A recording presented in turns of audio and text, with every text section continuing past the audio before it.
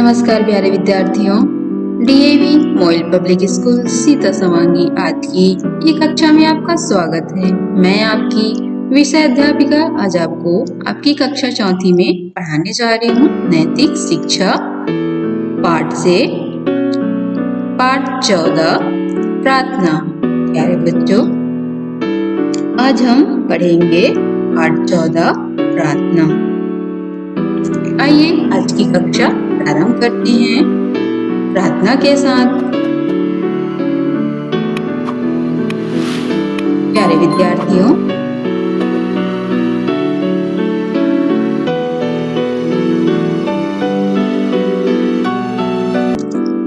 आइए प्रारंभ करते हैं पाठ 14 प्रार्थना। आप भी मेरे साथ सस्वर गायन करें। हम बालकों की ओर भी भगवान तेरा ध्यान हो दूर सारी मूर्खता कल्याणकारी ज्ञान हो।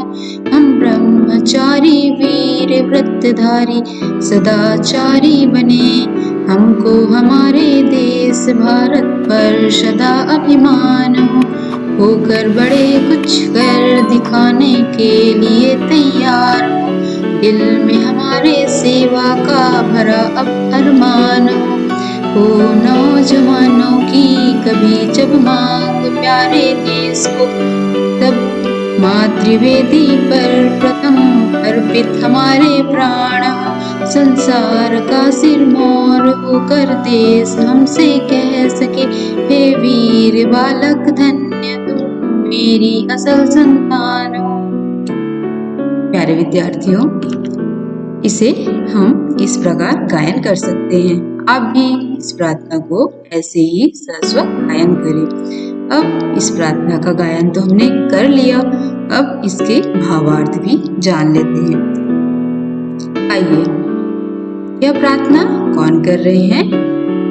बालक, छोटे छोटे बच्चे भगवान से, ईश्वर से प्रार्थना कर रहे हैं कि हम बालकों की और भी आप भगवान तेरा ध्यान हो।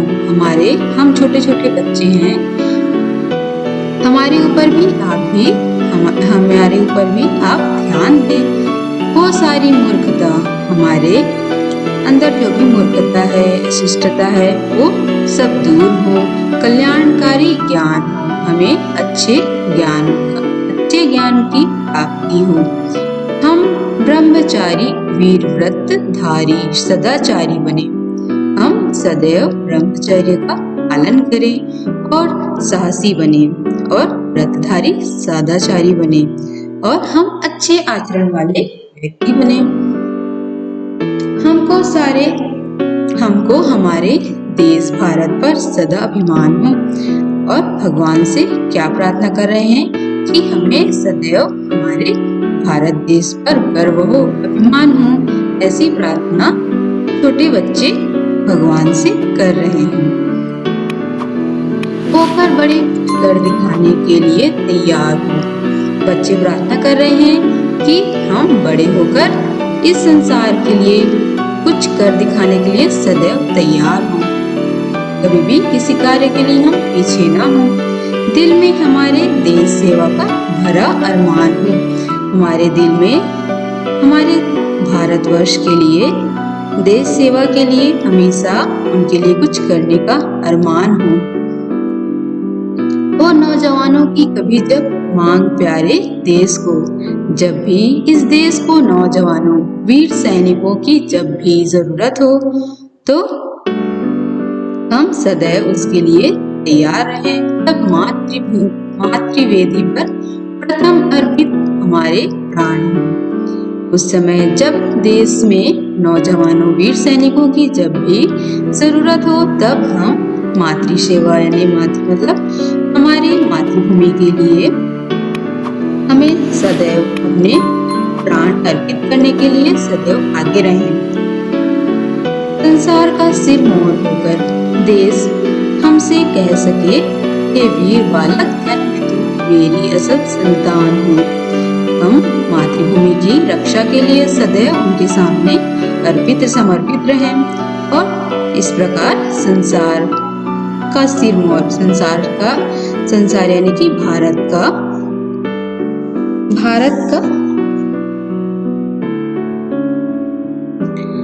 सिर हमेशा इस संसार में सबसे ऊंचा हो और भारत के सभी लोग हमसे यह कह सके कि तुम ही हमारे हे वीर बालक, वीर मतलब ये साहसी बालक, तुम धन्य हो और क्या कहें, मेरी असल संतान हो। यह संसार के लोग बोले कि हे वीर साहसी बालक, तुम धन्य हो और तुम ही मेरी असली संतान हो। ऐसी भगवान से छोटे छोटे बच्चे प्रार्थना करते हैं, हम इस संसार के लिए सदैव अर्पित रहें, उनके लिए सदैव समर्पित रहें। तो प्यारे बच्चों, आप भी अपने भारत देश के लिए सदैव कुछ कर दिखाने के लिए तैयार।